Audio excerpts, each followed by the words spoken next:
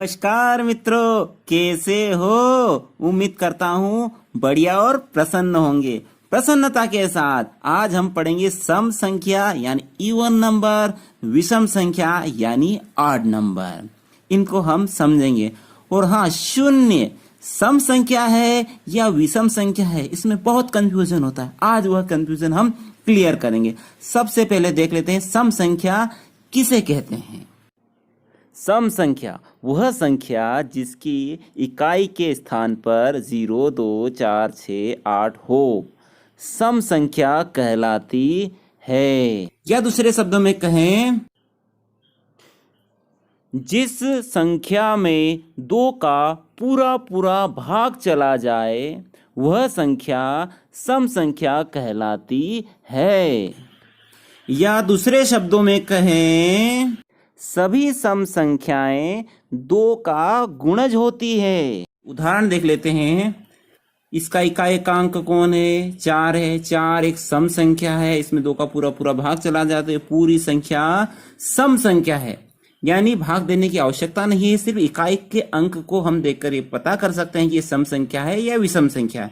4624 यह 2 का गुणज भी है, इसमें 2 का पूरा पूरा भाग भी जाता है, इसलिए यह सम संख्या है।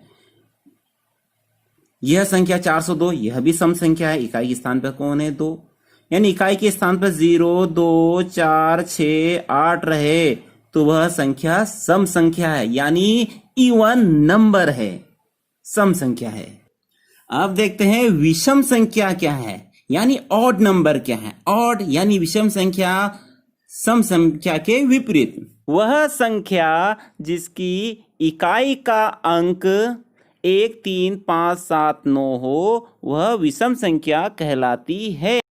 या जिस संख्या में 2 का पूरा पूरा भाग नहीं जाता उसे विषम संख्या कहते हैं। उदाहरण देख लेते हैं। यह संख्या ये सम है कि विषम है? सिर्फ इकाई का अंक देखिए, इकाई का अंक कौन है? 0 है। 0 है यानी 1, 3, 5, 7, 9 नहीं है। इसका मतलब यह है यह सम संख्या है। यह 673 सम संख्या है कि विषम संख्या? यह विषम संख्या। इकाई के स्थान पे कौन है? 3 है, तो यह विषम संख्या है। सिंपल तरीका है सम और विषम पहचानने का कि इकाई का अंक यदि 2, 4, 6, 8 और 0 रहे तो वह संख्या सम संख्या है, यानी इवन नंबर है। और जिसका इकाई का अंक 1, 3, 5, 7, 9 है तो वह विषम संख्या यानी ऑड नंबर है। चलिए यहां कुछ उदाहरण देकर हम समझ लेते हैं ऑड और इवन को। यह संख्या सम है कि विषम है, तो क्या करना है, हमें इकाई का अंक देखना। इकाई का अंक कौन है? 5 है। 5 सम है कि विषम है? तो यह विषम संख्या है। विषम की पहचान कौन है? विषम संख्या की पहचान है कि इकाई के स्थान पर 1, 3, 5, 7, 9 होना चाहिए। और सम संख्या की क्या पहचान है? 0, 2, 4, 6, 8 होना चाहिए। यह सम है कि विषम है?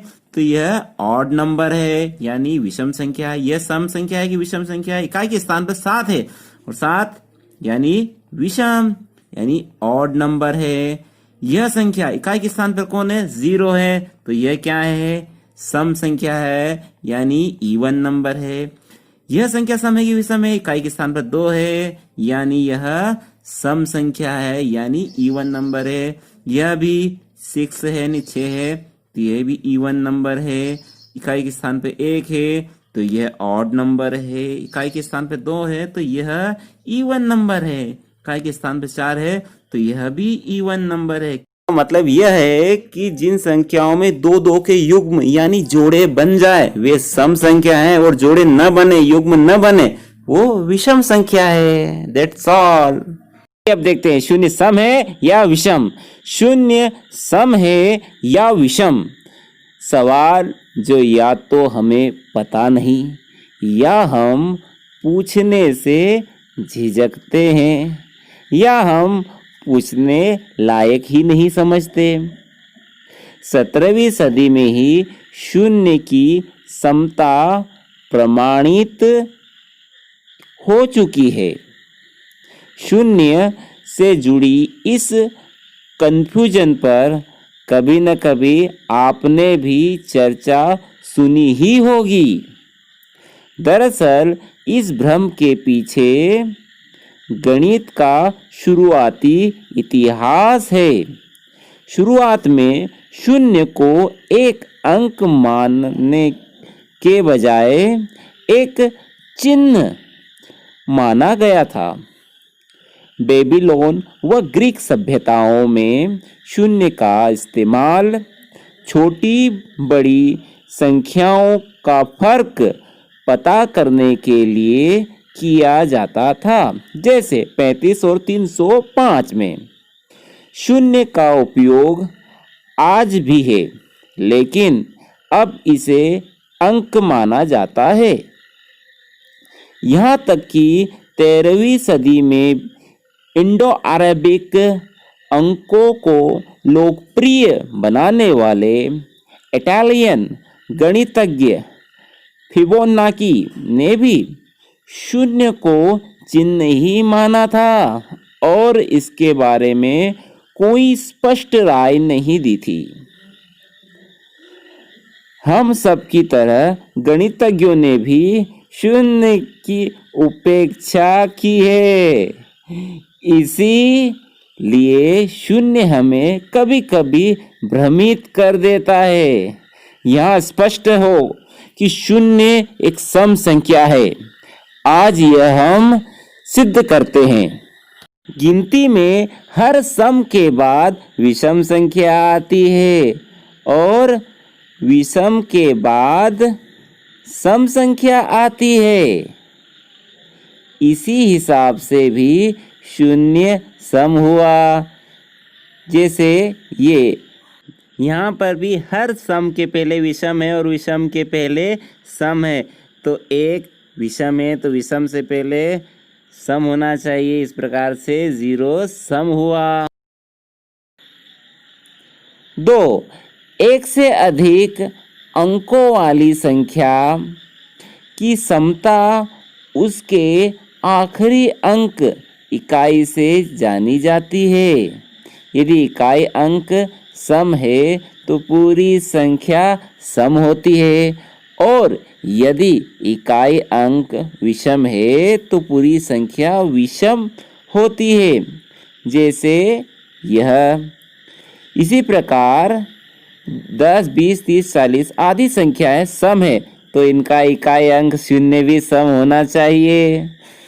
अंक गणित का एक मूल सिद्धांत है, दो सम संख्याओं का जोड़, घटाव या गुणा करने पर सम संख्या प्राप्त होती है। इसी हिसाब से 2 में शून्य जोड़े तो 2 प्राप्त हो रहा है, 2 में से शून्य घटाए तो 2 प्राप्त हो रहा है।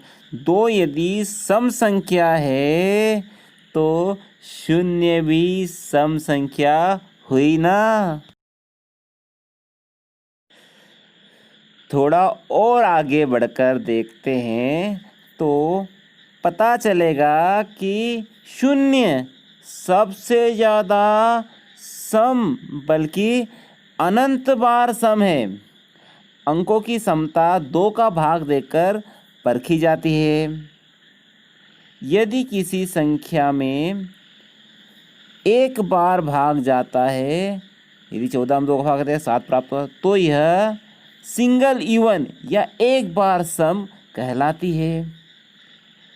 यदि 2 या 3 बार भाग जाता है, 12 में 2 का भाग दिया 6 प्राप्त हुआ, 6 में 2 का भाग दिया 3 प्राप्त हुआ, या 24 में 2 का भाग दिया तो 12 प्राप्त हुआ, 12 में 2 का भाग दिया तो 6 प्राप्त हुआ और 6 में 2 का भाग दिया तो 3 प्राप्त हुआ। यहाँ पर 12 में 2 बार भाग दिया है 2 का, यहाँ पर 2 का भाग 3 बार दिया है। संख्या में 2 बार भाग जाए वह डबल इवन और 3 बार जाए वह ट्रिपल इवन कहलाती है।